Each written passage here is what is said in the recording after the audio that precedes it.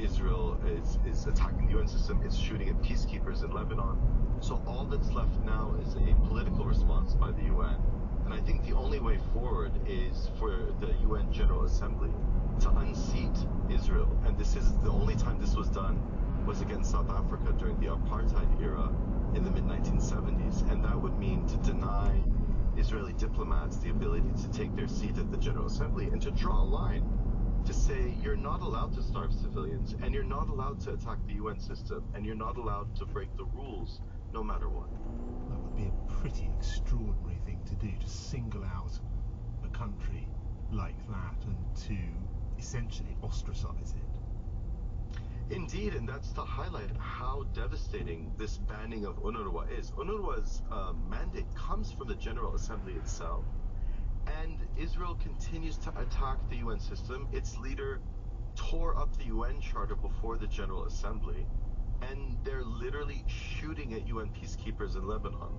And they're using starvation, they're declaring their intent to starve civilians. They're executing their starvation plan, and they're doing it.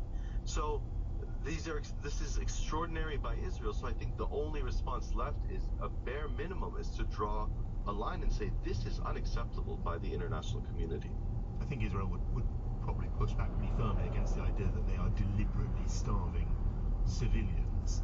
However, your point about the criticism of the UN by Israel, I mean, there's nothing wrong with that, is there? I mean, countries are allowed to have political opinions. Countries are allowed to say that they disagree with the direction that the UN has taken.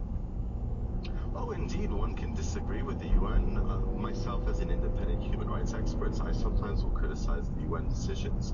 But what Israel has said is that it denies international law applying to itself.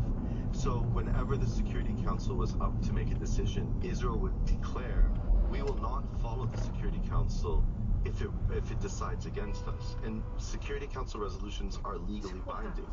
Israel declared that it would not comply with the International Court of Justice, and International Court of Justice decisions are binding. So it's not just a political disagreement.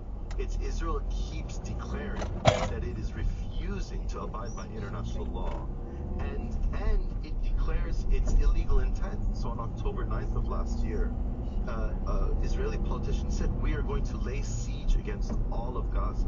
This is an announcement of starvation of civilians. So unabashed breaking of and violations of international law, time and time again, in which they announce it and then they do it.